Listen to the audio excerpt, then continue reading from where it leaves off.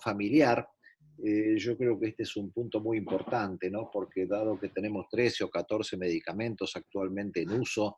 eh, todos ellos juegan distintos roles o usamos distintas estrategias frente a pacientes o que se embarazan o que tienen pensado embarazarse en determinado plazo. Eh, Así que, bueno, esto para mí al menos es muy interesante porque son situaciones con las que nos encontramos todos los días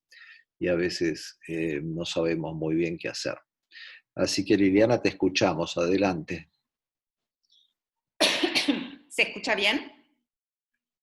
Muy bien, sí, yo te escucho bien. Fantástico. Bueno, en los siguientes minutitos vamos a hablar de algunos aspectos de esta planificación familiar, sobre todo teniendo en cuenta por qué la gran mayoría de los pacientes a los cuales les vamos a diagnosticar esclerosis múltiple van a ser mujeres. Recuerden que la proporción, o la relación, mejor dicho, mujer-hombre es de 3:1, y la mayor parte de estas mujeres son jóvenes en edad reproductiva, donde hay dos aspectos que vamos a tener que considerar en el momento de la discusión y sobre todo cuando planteamos el iniciar un tratamiento y que están relacionados al embarazo y a la lactancia. Cuando recién conocemos una paciente con esclerosis múltiple y nos planteamos el tratamiento, la pregunta es ¿cuál sería ese mejor momento? Obviamente siempre lo ideal es iniciar el tratamiento para lograr estabilizar la enfermedad y máxime si la hemos considerado como una forma agresiva de la enfermedad. Obviamente, tener los cuidados anticonceptivos necesarios y después de 1 o máximo 2 años de estabilidad bajo este tratamiento inmunomodulador o inmunosupresor, considerar el embarazo. Si nosotros hemos decidido iniciar el tratamiento con fármacos autoinyectables, como por ejemplo interferón o acetato de glatiramar, sabemos que no corremos mayores riesgos ni para la madre ni tampoco para el recién nacido, y además no son fármacos en los que se requiere un washout, es decir, suspender el fármaco antes de que la mujer quiera concebir. Sobre todo en el caso de los interferones, y esto es específicamente los resultados del registro europeo de embarazos para pacientes tratadas con interferón, independientemente de la dosis y demás, vimos que con un número muy grande de embarazos reportados, de los cuales en casi 1000 se conocen los resultados, y considerando los distintos momentos en que la mujer y obviamente su hijo estuvieron expuestos al tratamiento, ya sea en el primero, en el segundo o en el tercer trimestre, y los posibles resultados de ese embarazo, se vio que independientemente del trimestre donde se llevó a cabo la exposición, la gran mayoría, y esto es un 82% de todos estos embarazos incluidos en el registro europeo, tuvieron como resultado nacidos vivos y sin anomalías congénitas. O sea que no tenemos riesgo de si suspendiéramos el tratamiento en el momento en que se confirma el embarazo o si fuera necesario por las características de la paciente sostenerlo durante el embarazo, mayores riesgos de que ese recién nacido presente anomalías congénitas. Y en cuanto a qué es lo que pasa con el embarazo, y esto es comparado las barras rojas que está acá con la población general, no habría un mayor riesgo de embarazos ectópicos o abortos espontáneos o de suspensión electiva de ese embarazo por las anomalías que presenta el bebé, porque de hecho todo esto está dentro de lo que es esperable para la población general. Y estos datos fueron los que llevaron a que se cambiara el prospecto de indicaciones que tiene tanto en Estados Unidos cuanto acá en Argentina el uso de interferones durante el embarazo. Actualmente, y esto fue a partir de febrero de este año, No hay contraindicación en el embarazo. Si necesitamos sostenerlo durante el embarazo, se puede hacer perfectamente. No hay mayor riesgo para el recién nacido ni va a tener un impacto negativo sobre la evolución del embarazo. Con respecto a otras drogas, porque ustedes saben que hoy en día tenemos más de 14 fármacos que están autorizados para su uso en personas con esclerosis múltiple, uno de ellos es teriflunomida.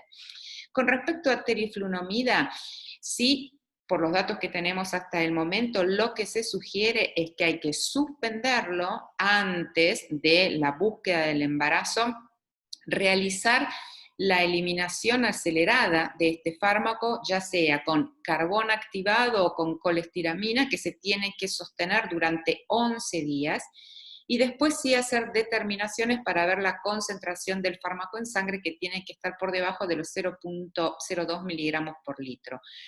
Recién después que hemos logrado estos niveles de concentración de droga en sangre, después de esta eliminación acelerada, podemos considerar la búsqueda del embarazo. En el caso de los hombres, si es el hombre que estuviera tratando con teriflunomida, no tenemos ningún problema.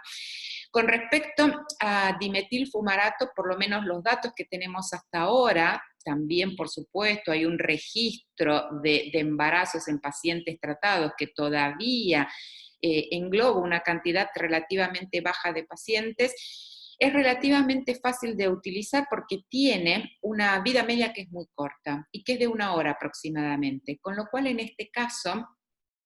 lo que se puede plantear es, una vez que la mujer estuvo en tratamiento 1 o 2 años y hemos logrado estabilizar su enfermedad, se suspende y ya a partir del día siguiente puede empezar a buscar su embarazo. En el caso de fingolimod, también obviamente, como en todos, existen registros de embarazos, y hasta el momento no hay una mayor mayor evidencia de malformaciones congénitas, porque fue igual a la población general, y tampoco tiene un impacto negativo en el curso del embarazo, porque no hay mayores abortos espontáneos respecto de lo que se ve en la población general. ¿Qué es lo que se sugiere con fingolimod? Hay que suspenderlo, esperar 2 meses y buscar el embarazo. Como estuvimos comentando en las charlas previas, esos 2 meses de suspensión de fingolimod son los que conllevan el riesgo de una exacerbación o un rebrote de la enfermedad. Por eso es que puede considerarse en esos casos el uso de interferón como terapia puente. Se suspende fingolimod, se empieza con interferón para que de esta forma la paciente no esté descubierta, y después podemos incluso discutir si lo sostenemos o no durante el embarazo según las características de esa paciente mientras había estado en tratamiento con fingolimod. Pero la opción de considerar interferón como puente entre fingolimod, su periodo de suspensión, y que realmente se concrete ese embarazo es una muy buena posibilidad con lo que contamos hoy en día.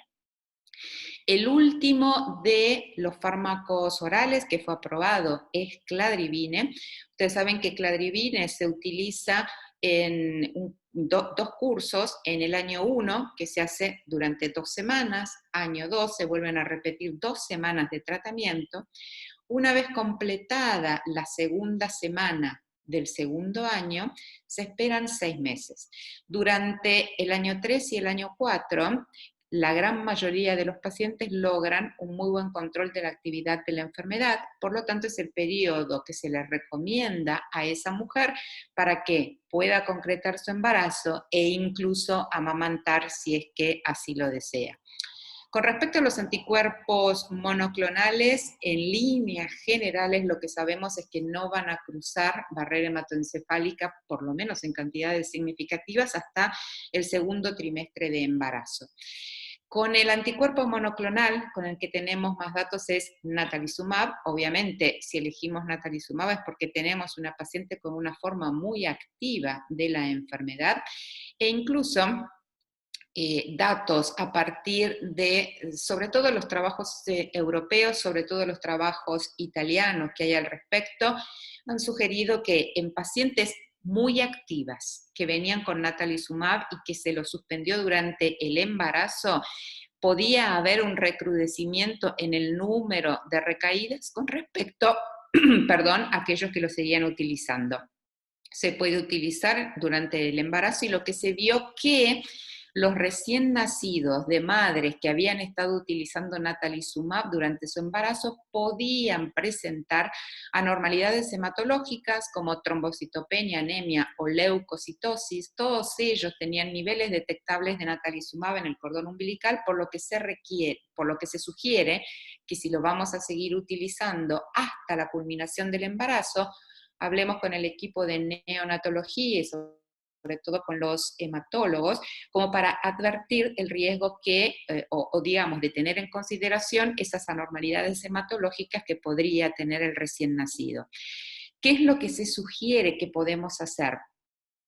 Podemos usarlo hasta la semana 30 o 34 del embarazo, reduciendo la frecuencia de las dosis. En lugar de hacerlo cada 4 semanas, hacerlo cada 6, y lo podemos reiniciar dentro de la semana 8 o 12 del posparto, si es que la mujer quiere amamantar o incluso antes si la lactancia no pudiera darse.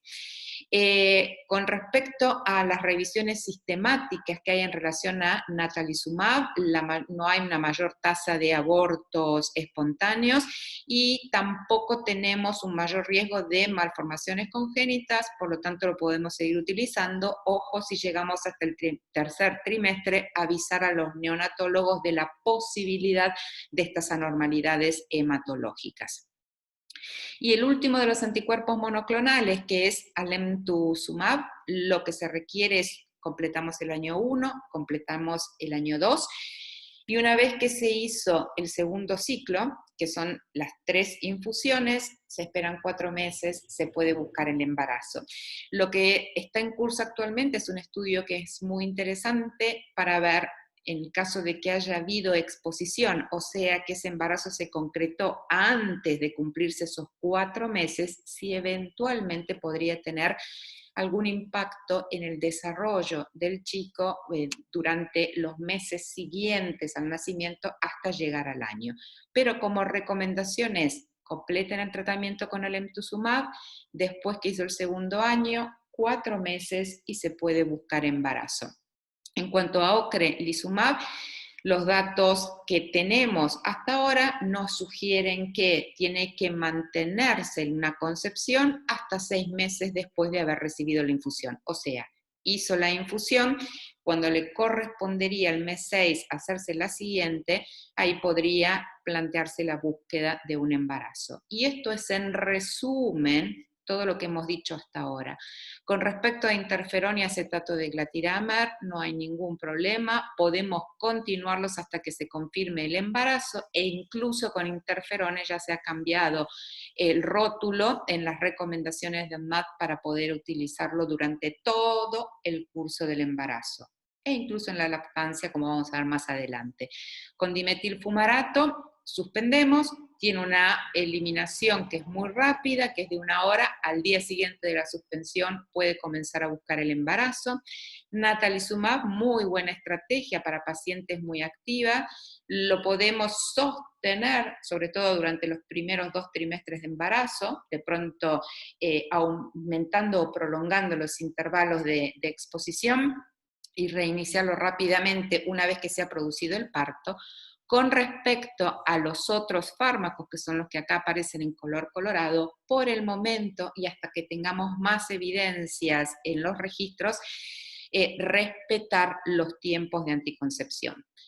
El otro aspecto, más allá del tratamiento y qué hacer en el momento del embarazo, es qué hacer con la lactancia. Y con la lactancia ustedes encuentran un montón de evidencia a favor o en contra. Algunas de las críticas que se le hacen a los trabajos y sobre todo a los metaanálisis es que suelen incluir a mujeres con formas más leves de la enfermedad, con lo cual, y luego de la discusión con el médico tratante, se es mucho más laxo en dejar amamantarlos. De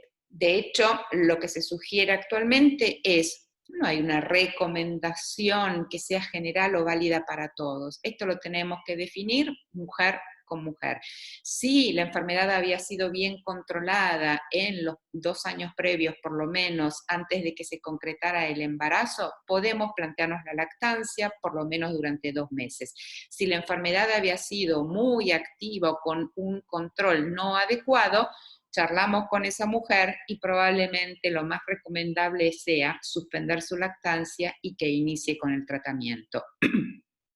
Los únicos 2 fármacos que podrían ser utilizados durante la lactancia es interferón,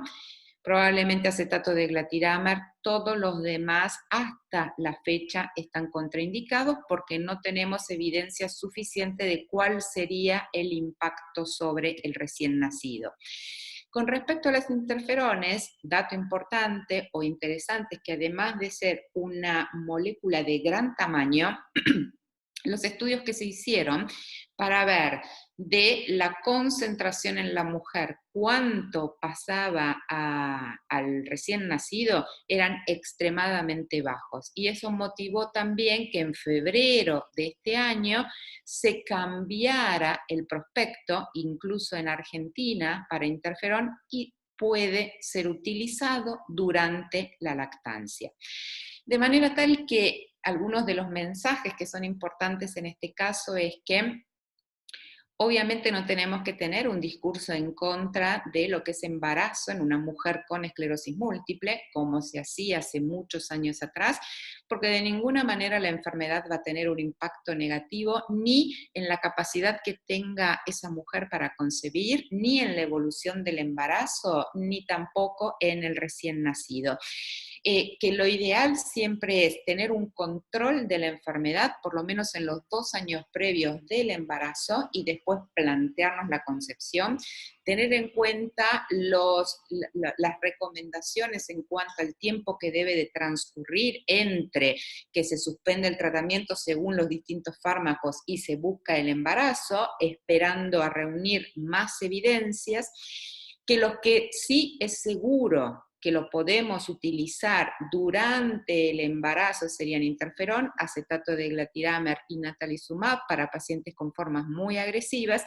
y que con respecto al tema de amamantar, esto siempre lo vamos a tener que discutir con la mujer, analizando las características que tenía su enfermedad antes de embarazarse, y ahí entonces podremos decidir si amamanta durante un periodo que generalmente 2 meses / 3 es considerado como razonable, y después iniciar el tratamiento. Y muchísimas gracias por haberme escuchado.